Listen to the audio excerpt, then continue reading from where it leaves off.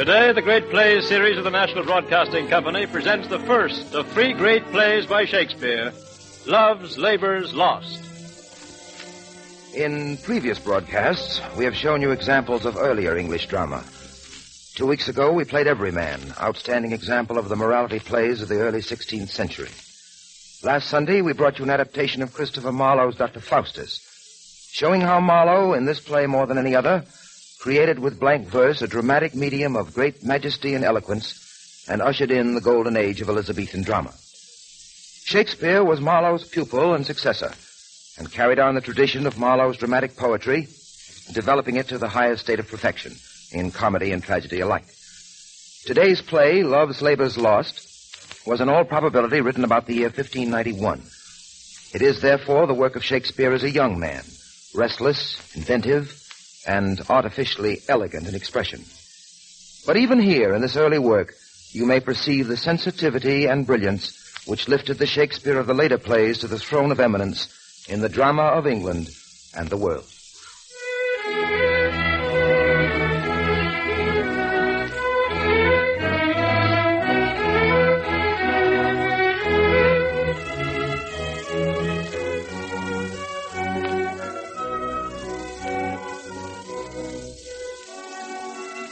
The story we are about to tell takes place in the Kingdom of Navarre, more than 3 centuries ago, in an age of manners and elegance. The King of Navarre, a man of great charm and grace, has always, without the slightest effort on his own part, enjoyed the greatest success in all worldly affairs. Hence, like many another bored gentleman of leisure, he has begun to find life very cloying indeed, and he has recently resolved to renounce the world and turn ascetic. To bolster his resolution, he has prepared a document, which, as we find him now in the garden of his gorgeous palace, accompanied by his 3 favorite courtiers, he is about to sign, and to see that the others sign with him. The king speaks. Navarre shall be the wonder of the world. I believe. You 3, Biron, Dumaine, and Longueville, have sworn for 3 years' term to live with me, my fellow scholars. Aye. And to keep those statutes that are recorded in the schedule here. Your oaths are passed, and now subscribe your names. Subscribe. I, Longueville, am resolved. 'Tis but a 3 years' fast. The mind shall banquet, though the body pine. Fat paunches have lean pates, and dainty bits make rich the ribs, but bankrupt quite the wits. My loving lord, Dumaine is mortified. The grosser manner of these world's delights he throws upon the gross world's baser slaves. To love, to wealth, to pomp, I pine and die, with all these living in philosophy. I, Biron, can but say the protestation over.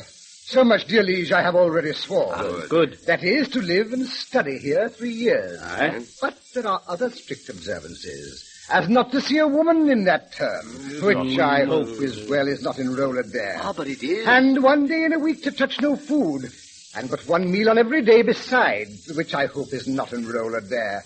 And then to sleep but 3 hours in the night, and not be seen to wink of all the day, which I hope well is not enrolled there.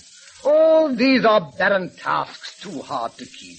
Not to see ladies, study, fast, not sleep. Ah, your oath is passed to pass away from these. Let me say no, Milesian, if you please. I only swore to study with your grace, and stay here in your court for 3 years' space. You swore to that, Baroon, and to the rest. By yea and nay, sir, then I swore in jest. What is the end of study? Let me know. Why, that to know which else we should not know. Things hid and barred, you mean, from common sense? Aye, that is study's godlike recompense. Come on, then. I will swear to study so, to know the thing I am forbid to know. As thus, to study where I well may dine, when to feast expressly am forbid, or study where to meet some mistress fine, when mistresses from common sense are hid.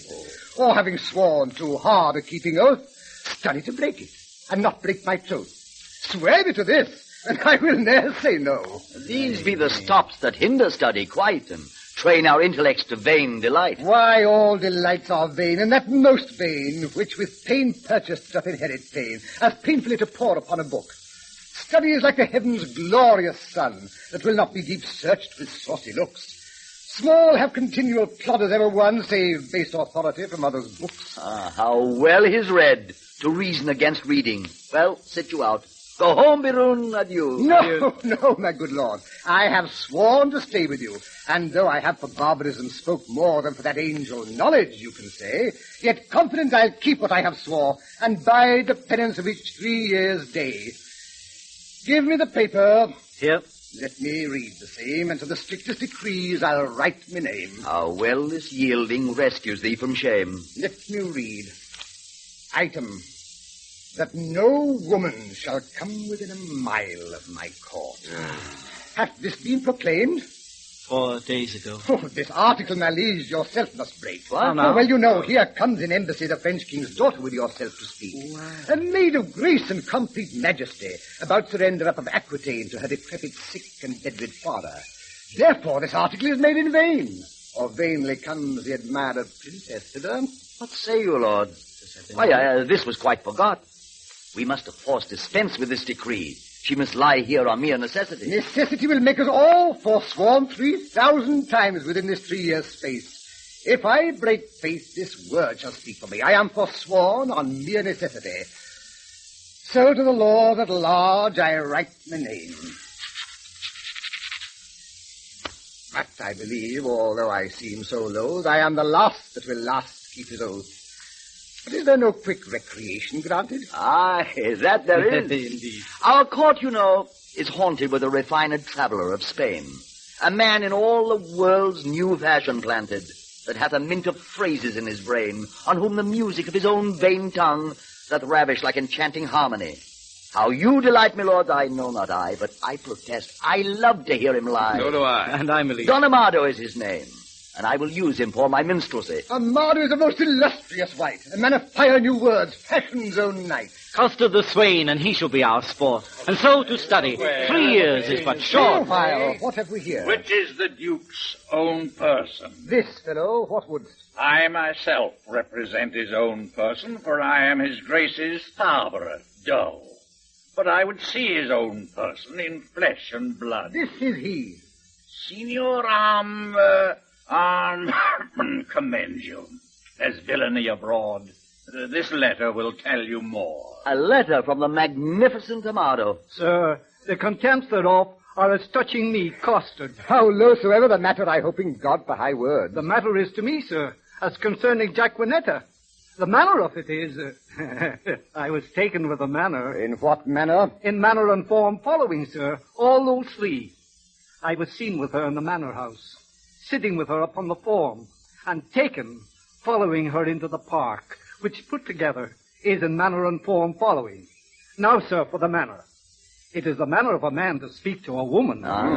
For the form, in some form. For the following, sir. As it shall follow in my correction, and God defend the right. Will you hear this letter with attention? As we would hear an oracle. Great deputy, the Welkin's vice-regent and sole dominator of Navarre, my soul's earth's god and body's fostering patron. Not a word of Custard yet. So it is that... and maybe so, but if he say it is so, he is in telling true, but so. Oh, peace. Be to me and every man that dares not fight. No words. Of other men's secrets, I beseech you. So it is, besieged with sable-colored melancholy. I did commend the black oppressing humor to the most wholesome physic of thy health-giving air, and, as I am a gentleman, betook myself to walk. The time when, about the 6th hour when beasts most graze, birds best peck, and men sit down to that nourishment which is called supper. So much for the time when. Now for the ground which I walked upon. It is yclept thy park. Then for the place where I did encounter that obscene and most preposterous event that draweth from my snow-white pen the ebon-colored ink, which here thou viewest, beholdest, surveyest, or seest, but to the place where it standeth north-northeast and by east from the west corner of thy curious knotted garden. There did I see that low-spirited swain, that base minnow of my mirth, Me. that unlettered, small-knowing soul, Me. that shallow vassal, Still me. which, as I remember, hight Costard, Oh, me. sorted and consorted, contrary to thy established proclaimed edict and continent canon, with But with this I passion to say wherewith. With a wench. With a child of our grandmother Eve, a female, or for thy more sweet understanding, a woman. Him, costard, I, as my ever-esteemed duty pricks me on, have sent to thee to receive the meed of punishment by thy sweet grace's officer, Anthony Dull, a man of good repute, carriage, bearing, and estimation. Me, and shall please you, I am Anthony Dull. For Jaconetta, so is the weaker vessel called, which I apprehended with the aforesaid swain Costard. I keep here as a vessel of thy law's fury, and shall, at the least of thy sweet notice, bring her to trial. Thine in all compliments of devoted and heart-burning heat of duty, Don Adriano Diamado, signed. Sir Costard, what say you to this? Sir, I confess the wench. Did you hear the proclamation? I do confess much of the hearing of it, but little of the marking of it. It was proclaimed a year's imprisonment to be taken with a wench. I was taken with none, sir. I was taken with a damsel. Well, it was proclaimed damsel. This was no damsel neither, sir. She was a virgin. It is so very too, for she was proclaimed virgin. If it were, I deny her virginity. I was taken with a maid. This maid will not serve your turn, sir. This maid will serve my turn, sir. Sir, I will pronounce your sentence. You shall fast a week with bran and water. Oh. And Don Amado shall be your keeper. Oh. Milord Biroun, see of Deliverador. Aye, my lord. Ever. I'll lay my head to any good man's hat. These oaths and laws will prove an idle scorn. Sirrah, come on. I suffer for the truth.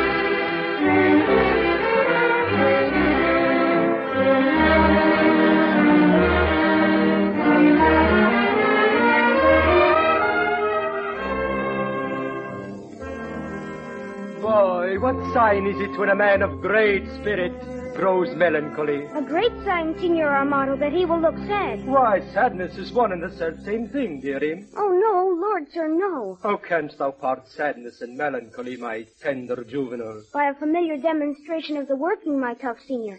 Why tough senior? Why tough senior? Why tender juvenile? Why tender juvenile? I spoke a tender juvenile as a congruent epithet appertaining to thy young days, which we may nominate tender. And I, tough senior, as an appurtenant title to your time, which we may name tough. Pretty and apt. How mean you, sir? I pretty in my saying apt, or I apt in my saying pretty? Thou pretty because little. Little pretty because little. Wherefore apt? And therefore apt because quick. Speak you this in my praise, master? In thy condign praise. I will praise an eel with the same praise. What? That an eel is ingenious? That an eel is quick. I do say that thou art quick in answers. You may do it in an hour, sir. Impossible. How many is one thrice told? I am ill at reckoning. It fitted the spirit of a tapster. I will hereupon confess I am in love. And as it is base for a soldier to love, so am I in love with a base wench. Comfort me, boy. My spirit grows heavy in love. And that's great marvel, loving a light wench. Sir, the Duke's pleasure is that you keep Costard safe, and you must let him take not delight nor no penance, but he must fast 3 days a week. Oh. For this maid, Jaconetta here, I must keep her at the park. Fare you well. I do betray myself with blushing. Maid, Man, I will visit thee at the lodge. that's hereby. I know where it is situated. Lord, how wise you are. I will tell thee wonders. With that face? I love thee. So I heard you say. And so, farewell. Farewell, after you. Come, Jaconetta, away. Costard, thou villain, thou shalt fast for thy offences ere thou be pardoned. Well, sir, I hope when I do it, I shall do it in a full stomach. Thou shalt be heavily punished. I'm more bound to you than your fellows, then, for they are but lightly rewarded. Take away this villain. Shut him up, boy. Come, you transgressing slave, away. Let me not be pent up, sir. I will fast being loose. No, sir, that were fast and loose. Thou shalt to prison. I do affect the very ground which is base, where her shoe which is base, are guided by her foot which is basest doth tread. Love is a familiar. Love is a devil. There is no evil angel but love. Yet was Samson so tempted, and he had an excellent strength. Yet was Solomon so seduced, and he had a very good wit. Oh, Cupid's butt shaft is too hard. His disgrace is to be called boy, but his glory is to subdue men. Adieu, valor. rust rapier, be still drum, for your manager is in love. Assist me, some extemporal god of rhyme, for I am sure I shall turn sonnet. Devised wit, write pen, for I am for whole volume in folio.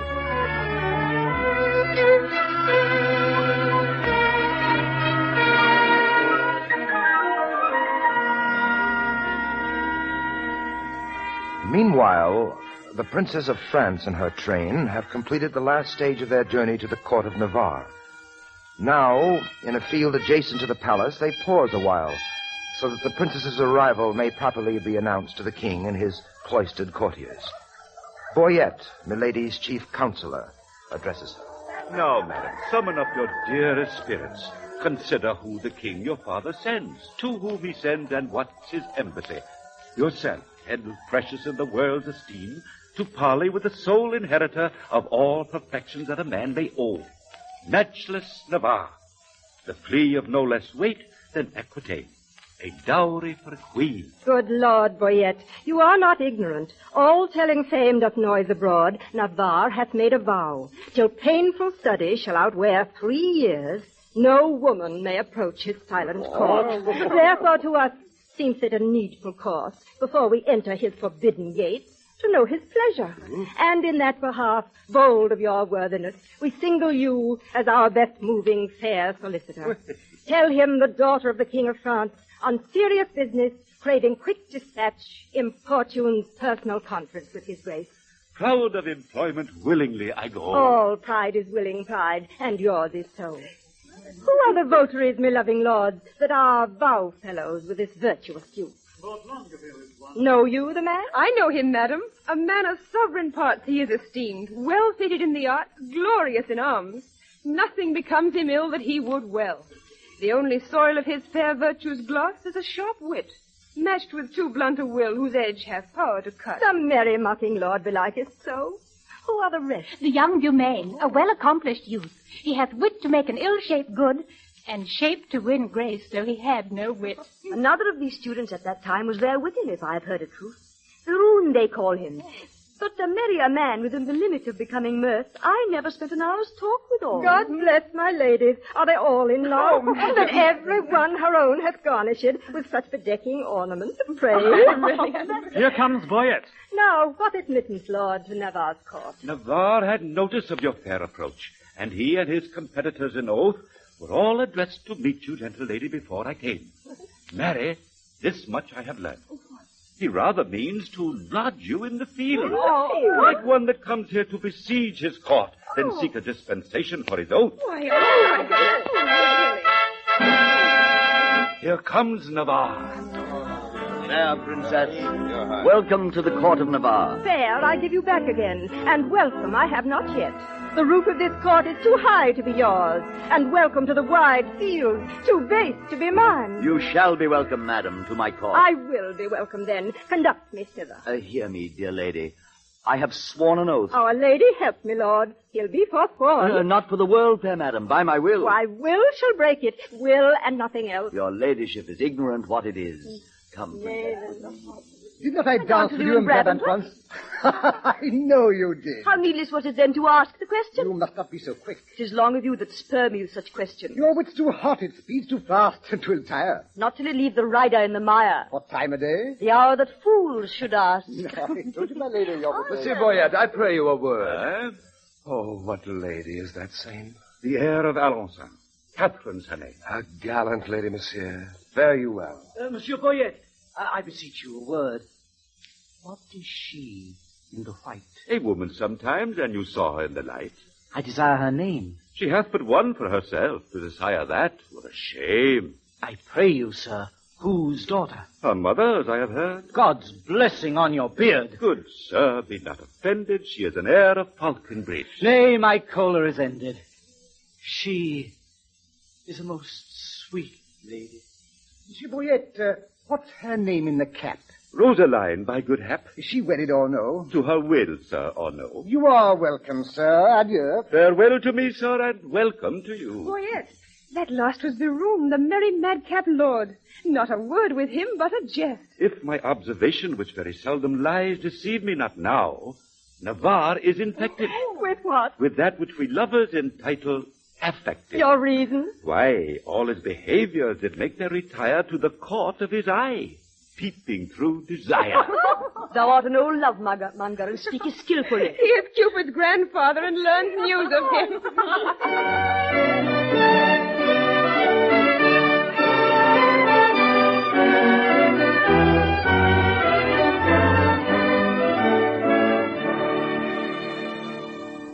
Play, child.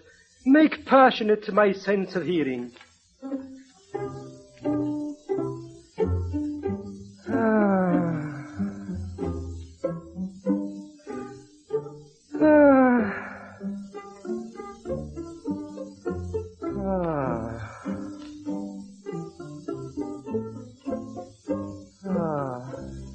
Sweet hair. Go, tenderness of years. Take this key.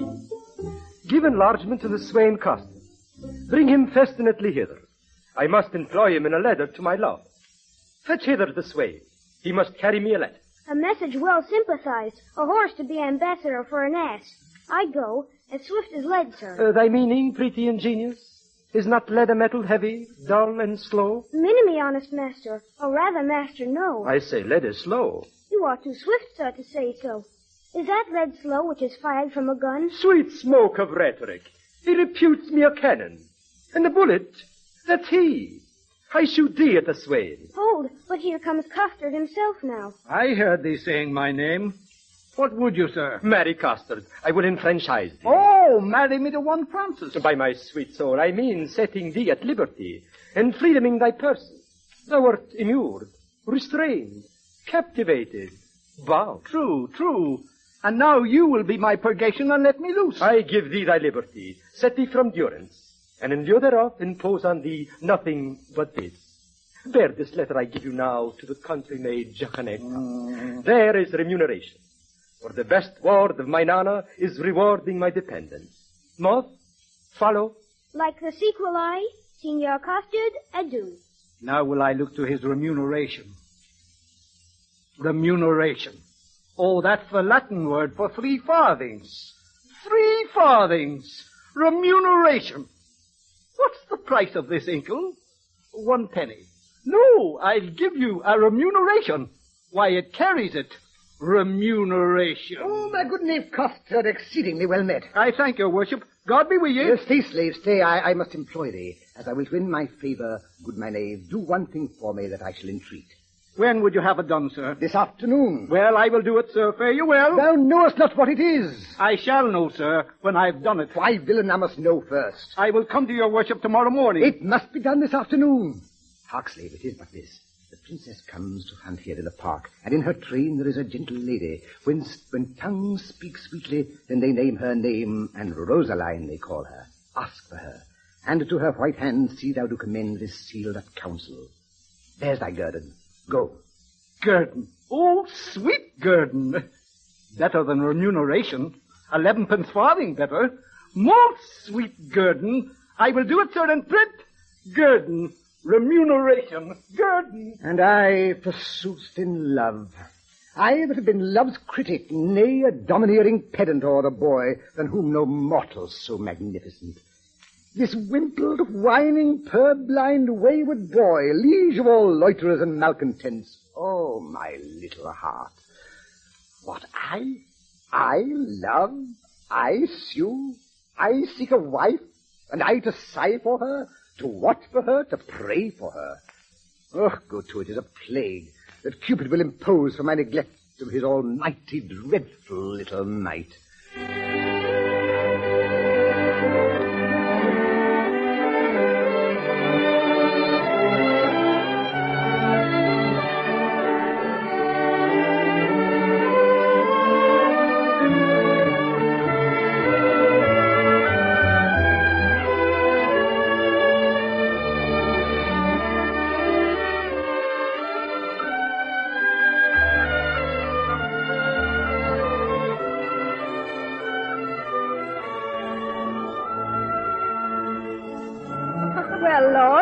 Today we shall have our dispatch. On Saturday we will return to France. Here comes a member of the Commonwealth. God dig you good den all. Pray you, which is the head lady? Thou shalt know her, fellow, by the rest that have no head. Which is the greatest lady, the highest? The thickest and the tallest. The thickest and the tallest. It is so, truth is truth. And your waist, mistress, were as slender as my wit. One of your maid's girdles for your waist should be fit. Are not you the chief woman? You are the thickest here. What's your will, sir? What's your will? I have a letter from Monsieur Baroon to one Lady Rosaline. Oh, thy letter. He's a good friend of mine. Stand aside, good bearer. Or yet you can carve. Break up this capon. I am bound to serve. This letter is mistook. It imported none here. It is writ to Jaconetta. We will read it, I swear. Break the neck of the wax, and everyone give ear. Read, Boyet. By heaven, that thou art fair is most infallible true. That thou art beauteous truth itself. That thou art lovely. Shall I command thy love? I may. Shall I enforce thy love? I could. Shall I entreat thy love? I will. What shalt thou exchange for rags? Robes. For titles, for thyself, me. Thus, expecting thy reply, I profane my lips on thy foot, my eyes on thy picture, and my heart on thy every part. Thine, in the dearest design of industry, Don Adriano di Amano. What plume of feathers is he that indited this letter? What Dane, what weathercock? Did you ever hear better? I am much deceived, but I remember the style. This Amado is a Spaniard that keeps here in court, and one that makes sport of the prince and his bookmates. Thou, fellow, a word. Who gave thee this letter? I told you, my lord. To whom shouldst thou give it? From my lord to my lady. From which lord to which lady? From my lord Baroon, a good master of mine, to a lady of France that he called Rosaline. Thou hast mistaken his letter. Come, lords, away.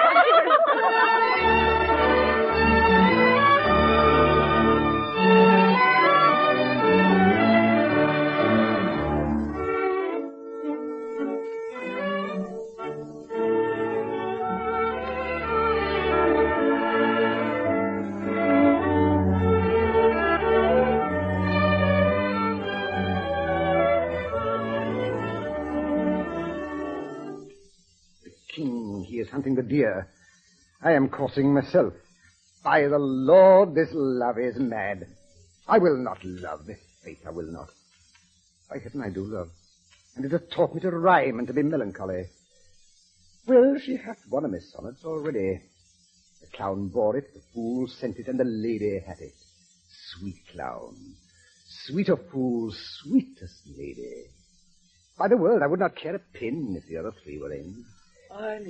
Here comes the king with a paper. God give him grace to read aloud. I will hide me. Shut by heaven. Proceed, sweet Cupid. Thou hast something with thy bird bows under the left cap. So sweet a kiss. In faith, secrets. The golden sun gives not to those fresh morning drops upon the rose. As thy eye beams when their fresh rays have smote the night of dew that on my cheeks down flows. How shall she know my griefs? I'll drop the paper. Sweet leaves, shade folly. Me. Who is he comes here? What? Hungerville. I'm reading. Listen, ear, I'll hide me. Me, I am forsworn. In love, I hope. Sweet fellowship in shame. I fear these stubborn lines lack power to move. Oh, sweet Maria, empress of my love. Oh, these numbers will I tear and write in prose. No, the same shall go. Did not the heavenly rhetoric of thine eyes, against whom the world cannot hold argument, persuade my heart to this false perjury? Vows for thee broke deserve not punishment. A woman I forswore, but I will prove thou being a goddess, I forswore not thee. This is the liver vein which makes flesh a deity, a green goose a goddess. Pure, pure idolatry. God amend us, God amend. By whom shall I sin this? Almost divine. To main transformed. Oh, that I had my wish. And I had mine. And I mine. And I mine. Once more I'll read the ode that I've writ.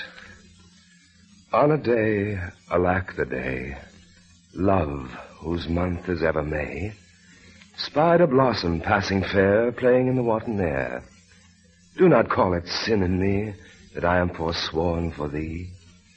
This will I send in something else more plain, that shall express my true love's fasting pain.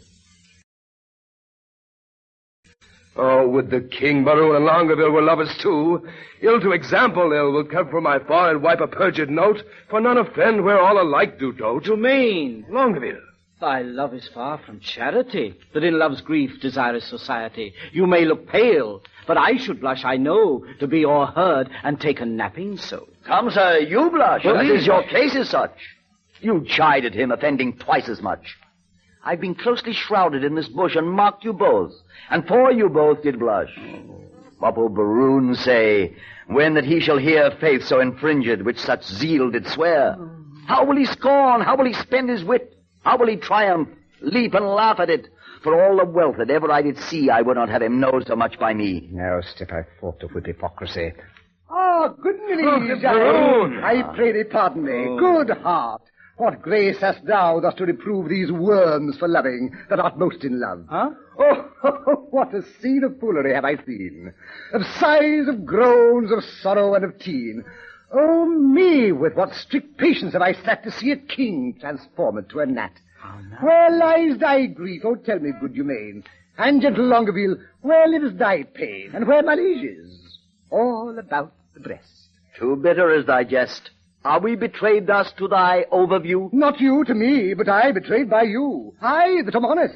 I that hold it sin to break the vow I am engaged in. I am betrayed by keeping company with men like you, men of inconstancy. When shall you see me write a thing in rhyme? Or groan for love, or spend a minute's time in pruning me? Soft, whither away so fast? A true man or a thief that gallops so? I post from love, good lover, let me go. Here come Custard and the wench. God bless the king. What present hast thou there? Some certain treason. What makes treason here? Nay, it makes nothing, sir. If it mar nothing neither, the treason and you go in peace away together. I beseech your grace, let this letter be read. Our parson misdoubts it. 'Twas treason, he said. Baroon, read it over. Where hadst thou it? Of Custard. Custard, where hadst thou it? Of Don Adromadrio. Don Adromadrio. My own love sonnet to Rosaline. How now, Baroon? What is in you? Why dost thou tear it? Oh, a toy, my liege, a toy. Your grace needs fear it not. It did move him to passion, and therefore let's hear it. It is Baroon's writing, and here is his name. Oh, Custard, you loggerhead, you were born to do me shame. Guilty, my lord, guilty, I confess. What? That you three fools lacked me fool to make up the mess. He, and you, my liege, and I are pickpurses in love, and we deserve to die. Oh, dismiss this audience, and I shall tell you more. Now the number is even. True, we are 4. Will these turtles be gone? Hence us away. Come, Oh, these lords and ladies, they always... Sweet lords, sweet lovers, all let us embrace. As true as we are, as flesh and blood can be. The sea will ebb and flow, heaven show his face. Young blood doth not obey an old decree. What? Did these rent lines show some love of thine? Did they, quoth you? Who sees the heavenly Rosaline? That like a rude and savage man of Ind, at the first opening of the gorgeous east, bows not his vassal head, and stricken blind, kisses the base ground with obedient breast. What zeal, what fury hath inspired thee now? My love, her mistress is a gracious moon. She an attending star, scarce seen a light. My eyes are then no eyes, nor I Baroon. She passes praise. A withered hermit 50 winters worn might shake off 50 looking in her eye. But what of this? Are we not all in love? Nothing so sure, and thereby all forsworn. Then leave this chat and good Baroon. Now prove our loving lawful and our faith not torn. Aye, marry there. Some flattery for this evil. Oh, some authority, how to proceed. Some trick, some quillet, how to cheat the devil. Some salve for perjury. 'Tis more than need. Have at you then, affections, men-at-arms. Consider what you first did swear unto, to fast, to study, and to see no woman. Blood treason against the kingly state of youth. For when would you, my lord, or you, have found the ground of study's excellence without the beauty of a woman's face? Never. For where is any author in the world that teaches such beauty as a woman's eye? A lover's eye will gaze an eagle blind. A lover's ear will hear the lowest sound when the suspicious head of theft is stopped. Love's feeling is more soft and sensible than are the tender horns of cockle snails. Love's tongues prove dainty, Bacchus gross in taste. For valor is not lover Hercules, still climbing trees in the Hesperides, subtle as Sphinx, as sweet and musical as bright Apollo's lute strung with his hair. And when love speaks, the voice of all the gods make heaven drowsy with a harmony. From woman's eyes this doctrine I derive. They sparkle still like Promethean fire. They are the books, the arts, the academes that show, contain, and nourish all the world. Then fools you wear these women to forswear, or keeping what is sworn you will prove fools. For wisdom's sake, a word that all men love, or for love's sake, a word that loves all men, let us once lose our oaths to find ourselves. Or else we lose ourselves to keep our oaths. Saint Cupid, then, and soldiers to the field. Advance your standards and upon them, Lord. Now to plain dealing, lay these glozes by. Shall we resolve to woo these girls of France? And win them, too. Therefore, let us devise some entertainment for them in their tents. First, from the park, let us conduct them thither. Aye. Then home would every man attach the hand of his fair mistress. In the afternoon, we will with some strange pastimes solace them. Good. Such as the shortness of the time can shape. Away, away, no time shall be omitted. There will be time, and may by us be fitted.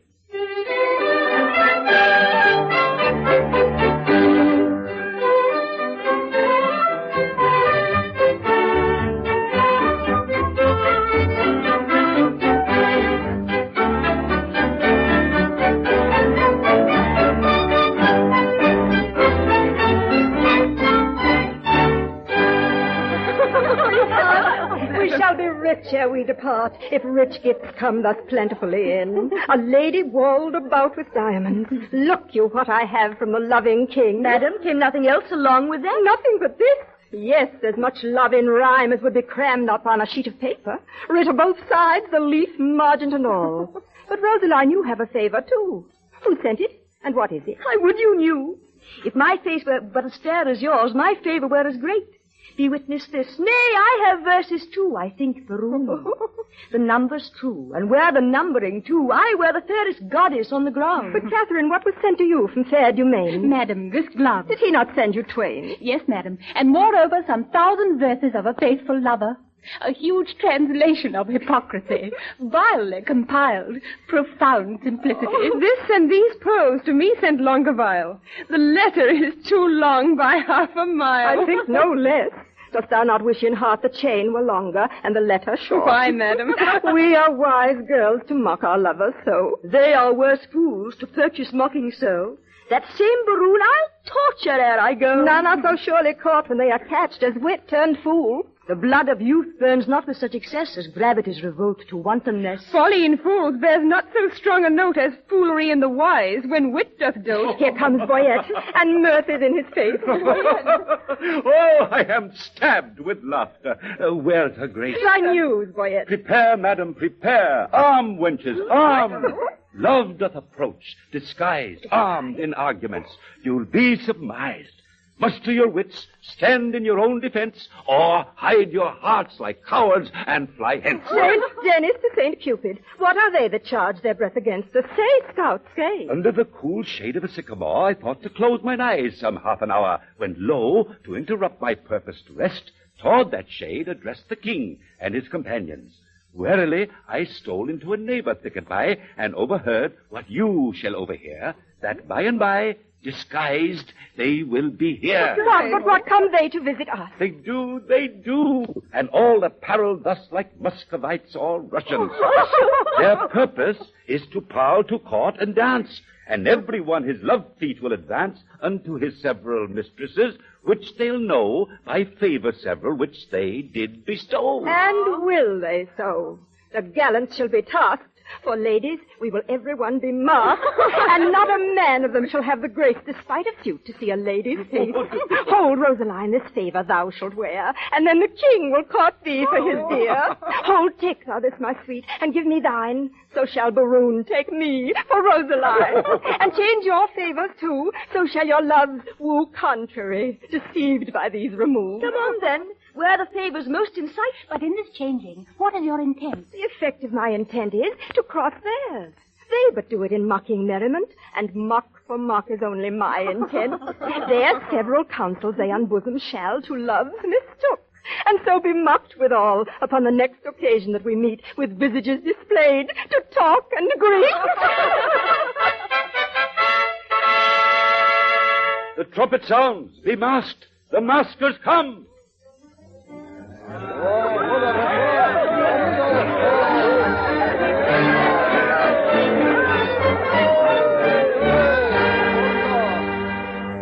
Oh, hey, the richest beauties on the earth.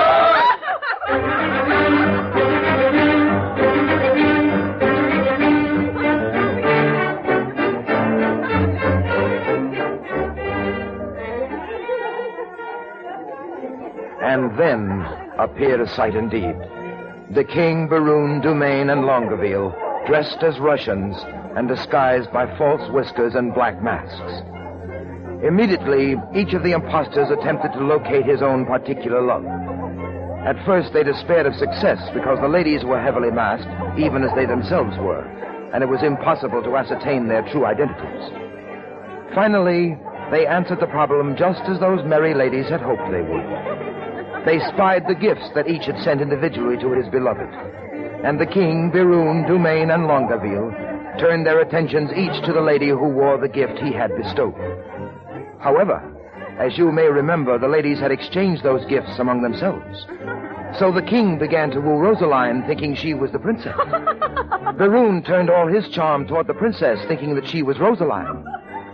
And so on, with Dumaine and Longueville making similar mistakes. But they advanced their suits little, even to the wrong lady. The princess and her friends mocked each and all of them, and were so rude and vexing withal, that finally the king and his courtiers gave up their efforts in dismay. Farewell, mad wenches.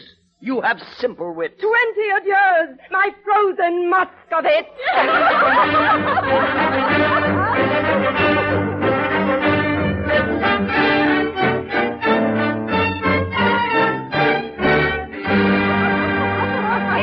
Were these the breed of wit so wondered at? Oh, tapers they are, with your sweet breaths puffed out. Well liking wits they have. Gross, fat. Oh, poverty and wit, kingly poor flout. Will they not think you hang themselves tonight, or ever but in masks show their faces?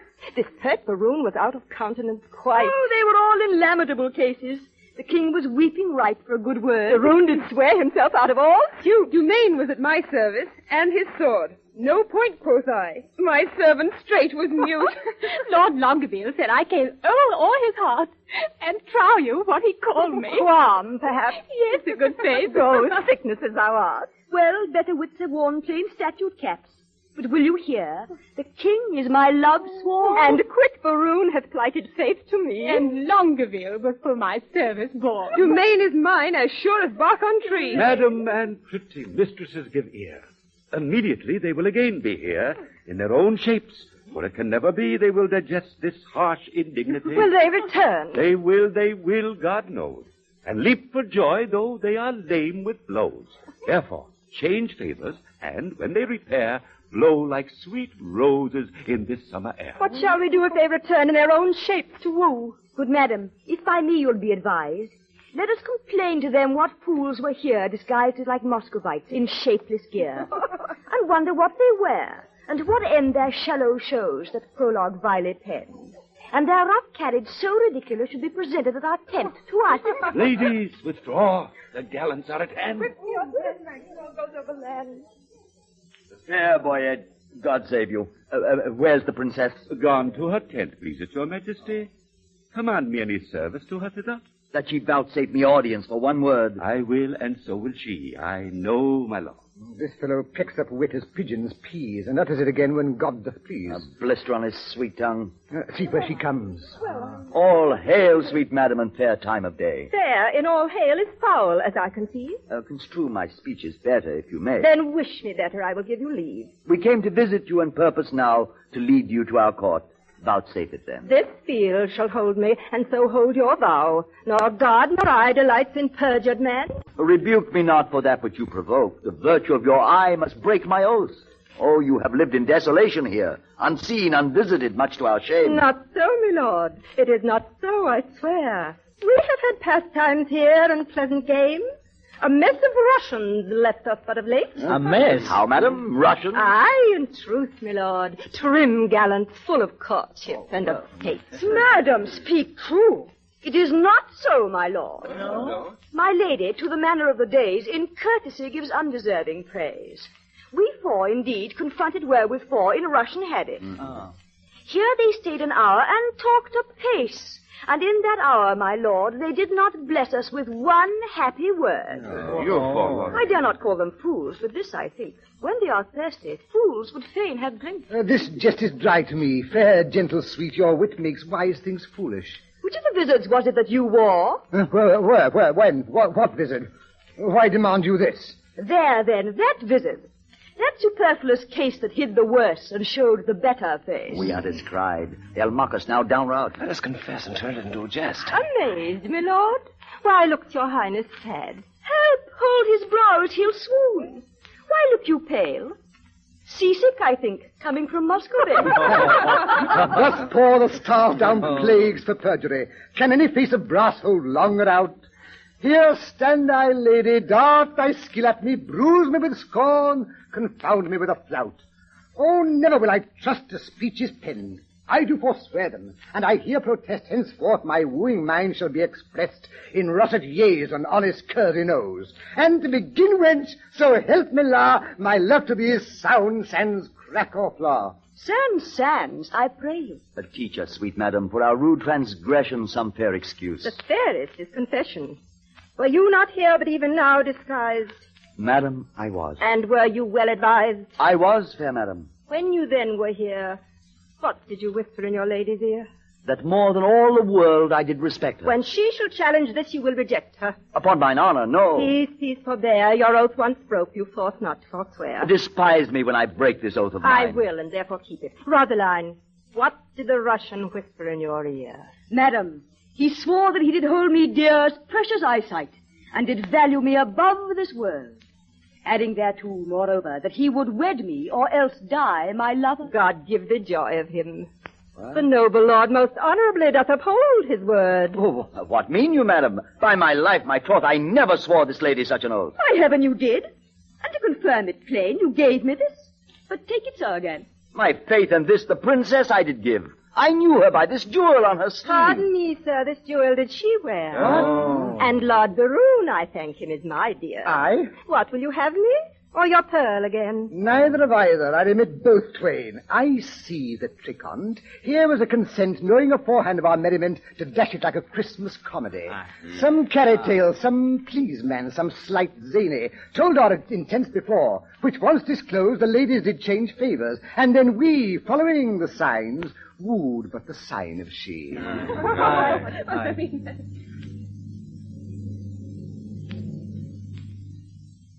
God save you, madam. Welcome, Macade, but that thou interrupt our merriment. I am sorry, madam, for the news I bring is heavy in my tongue. The king, your father...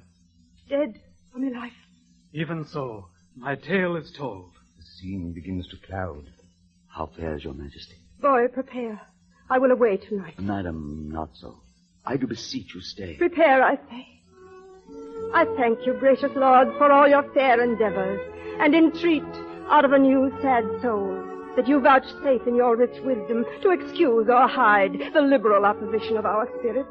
If over boldly we have borne ourselves in the converse of breath, your gentleness was guilty of it. Farewell, worthy lords. A heavy heart bears not a nimble tongue. Since love's argument was first on foot, let not the cloud of sorrow jostle it from what it purposed. I understand you not. My griefs are dull. Honest, plain words best pierce the ear of grief. And by these badges understand the king. Your beauty, ladies, hath much deformed us, fashioning our humours even to the opposed end of our intents. And what in us hath seemed ridiculous, as love is full of unbefitting strains, all wanton as a child skipping in vain, formed by the eye, and therefore, like the eye, full of strange shapes, of habits, and of forms. Therefore, ladies, our love being yours, the error that love makes is likewise yours. We have received your letters full of love, your favors, the ambassadors of love, and in our maiden council rated them at courtship. pleasant jest and courtesy, as bombast and as lining to the times. But more devout than this in our respects have we not been, and therefore met your loves in their own fashion, like a merriment. Our letters, madam, showed much more than jest. So did our looks. We did not quote them so. Now, at the latest minute of the hour, grant us your love. A time, methinks, too short to make a world without end bargain in. No, no, my lord, your grace is perjured much, full of dear guiltiness, and therefore this. If for my love, as there is no such cause, you will do aught, this shall you do for me. Your oath I will not trust, but go with speed to some forlorn and naked hermitage, remote from all the pleasures of the world.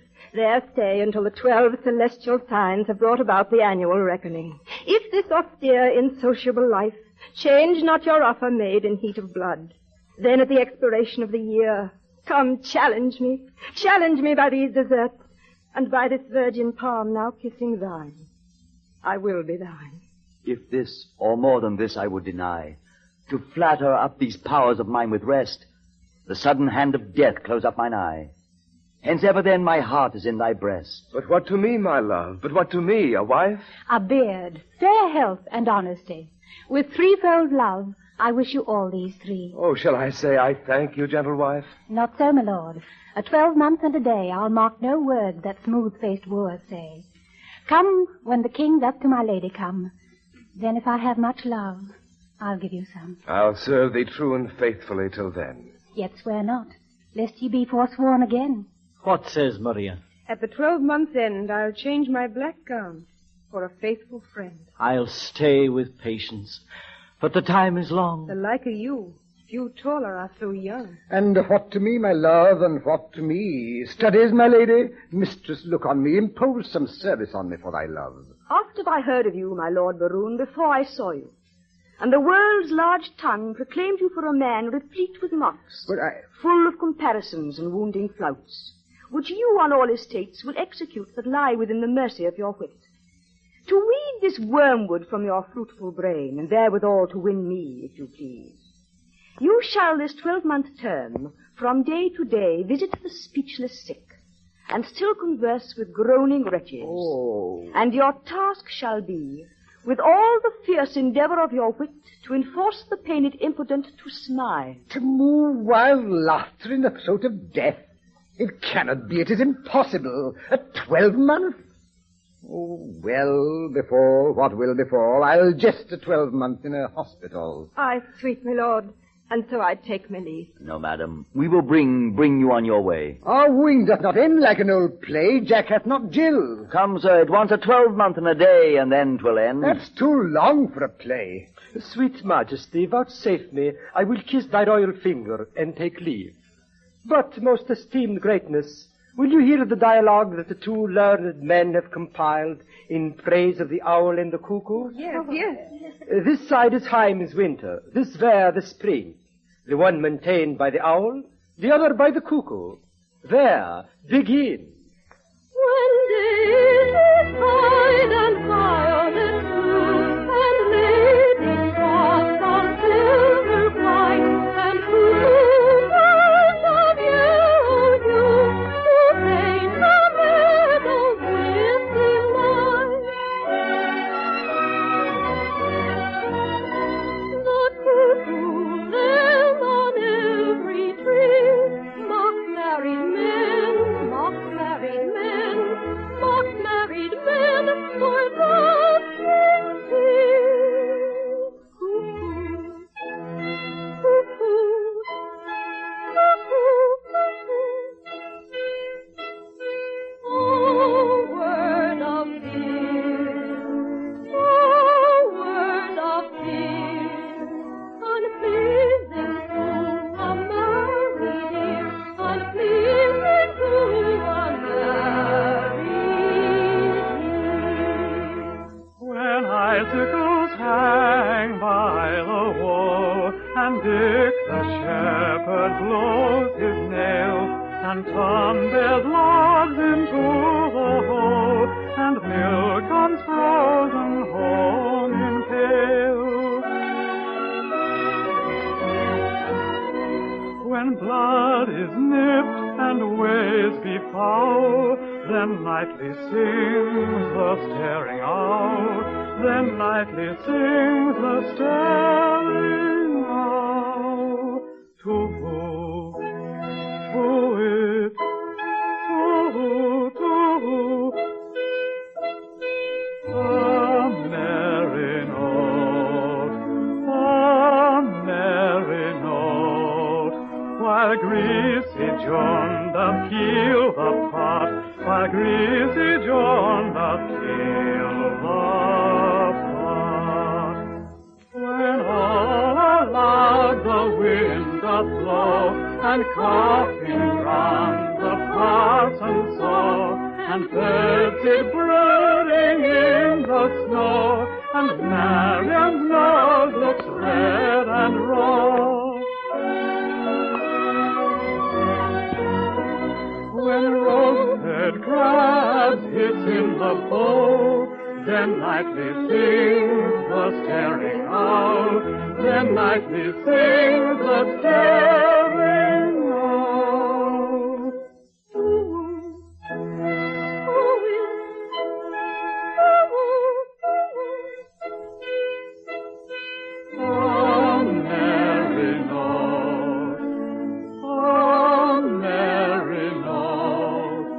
While greasy John doth keel the pot, while greasy John doth keel the pot.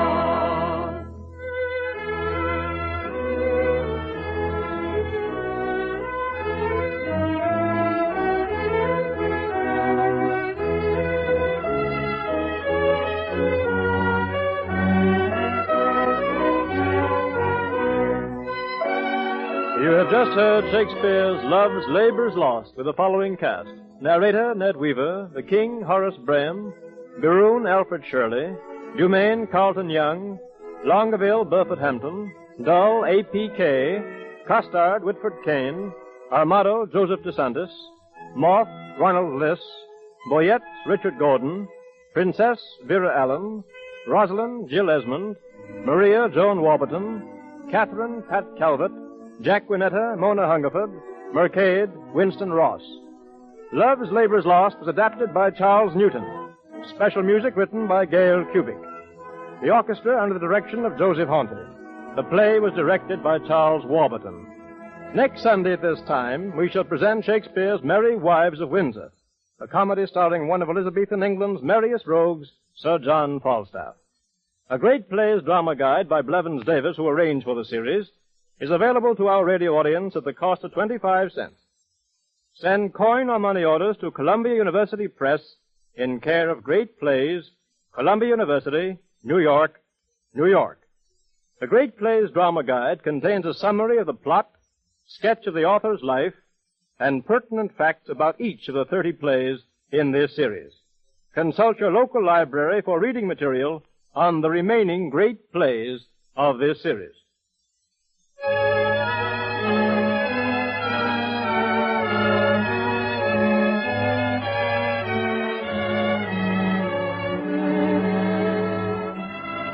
This program has been presented as a public service by the National Broadcasting Company and the independent radio stations associated with the NBC networks, and came to you from the RCA Building, Radio City, New York.